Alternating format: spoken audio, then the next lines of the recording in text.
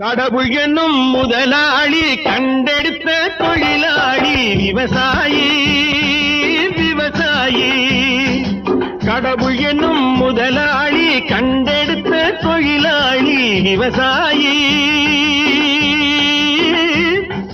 விவசாயி.